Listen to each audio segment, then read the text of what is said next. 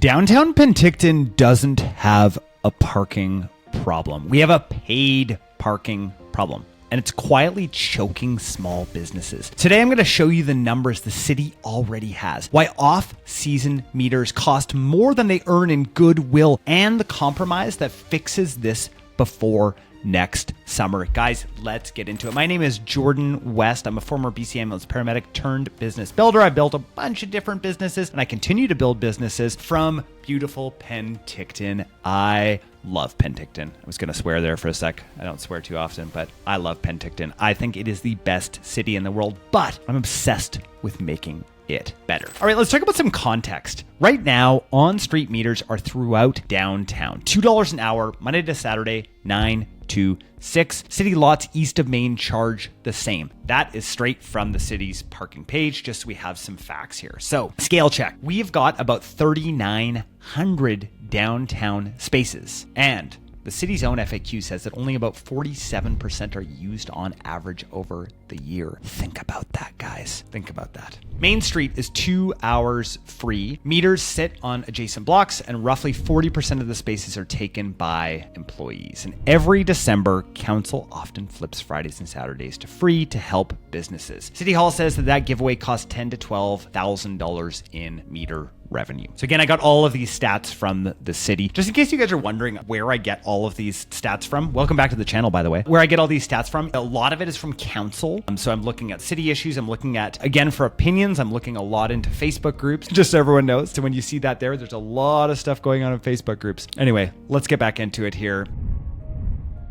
When average utilization is 47%, we do not have a supply crisis. I will say that again, this is a really big issue to me, just so you guys know. I put this actually on a Facebook group recently. I had hundreds of comments about people and how they feel about this. But we do not have a parking supply crisis. We have a policy alignment problem. That is a really big thing. When we blanket charge the same price all winter as if it's July long, that is misaligned with demand. It's just not smart. It makes no sense, right? During the summertime, I'm going to say, during the summertime, absolutely. Let's take some of those dollars. That's not going to stop people from coming down into beautiful, beautiful Penticton. Let's talk about the off-season money. The city, not me, says that eating 2 days per week in December is only $10,000 to $12,000. That suggests that winter street meters are not a big revenue engine, but they're a big perception engine. Meanwhile, in the rollout year, the budget line for meters and lots jumped to about $900,000, which tells you that summer and high demand zones carry most of the load.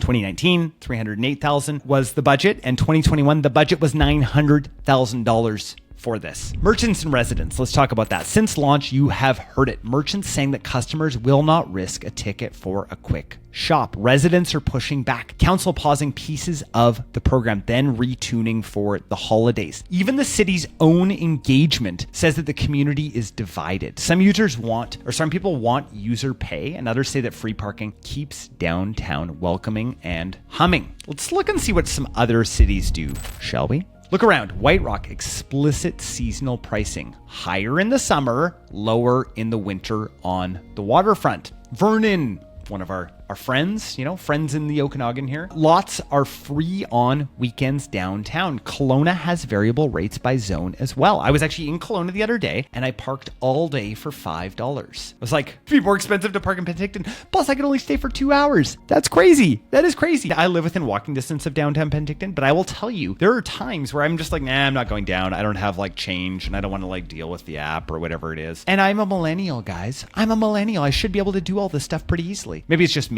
But if it's not just me, let me know down in the comments, because I really like to hear from people with these. I know there's going to be a few thousand of you that watch this that might agree, might disagree. I'm totally fine. I can take it. If you disagree, it's okay. It's okay. I can handle it. Now, why not just build a parkade, everyone? We all love parkades, don't we? Because at $34,000 per stall, that was the Kelowna example, that's how much it cost to build. That is a multi-year capital project. That's helpful long-term. It's absolutely useless for rescuing winter 2025 and 2026 retail. Okay, let's talk about the plan.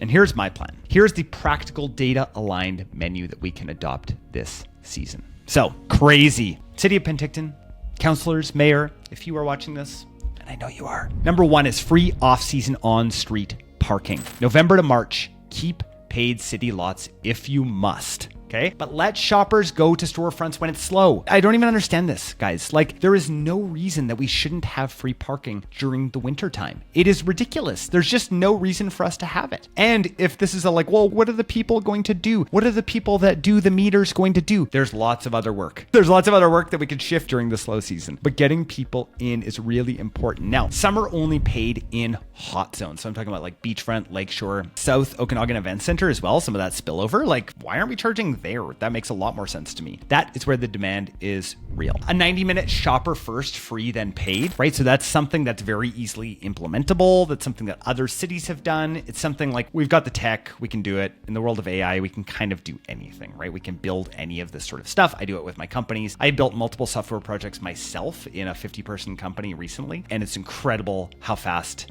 that can get done, especially when it's with private enterprise. Employee permits in peripheral lots and then maintain resident-only buffers so that staff do not swallow the customer stalls. I totally hear that. Totally hear that. Merchant validation through a passport app. So letting people, like, if they come in, that they can actually be validated. It's another like classic big city thing that people do. I know we're not a big city. We're just a little city, but we're a little city that somehow charges for parking year round. So riddle me that, people. And then grace periods and cleaner signage, right? So 10-minute grace periods, no gotcha tickets, right? Guys, we want people to come downtown. I don't know does the city know this? We actually want people to come downtown. We're not trying to like put up roadblocks for them not to come downtown. So here is my thought. Let's pilot a winter welcome. Let's suspend on-street parking as of November 1st. I'm actually recording this on Halloween. Let's do it. Let's do it. Why not? Like, we're going to lose like the tiniest little bit of revenue to actually have people coming and using downtown. Let's keep meters in Lakeshore lots and the South Okanagan Event Center. Let's roll out employee permits. Let's measure the results, foot traffic, sales, and occupancy. Then let's decide, right? But let's not stop people from coming downtown. That's ridiculous. Let's not do that. If you want City Hall to move, share this with somebody over there. I'm going to only say this once ever on this channel, but smash this like and subscribe button. Okay, everyone, that's all for today. I hope you guys enjoyed this. If you did or didn't, just let me know down in the comments. Thanks, guys.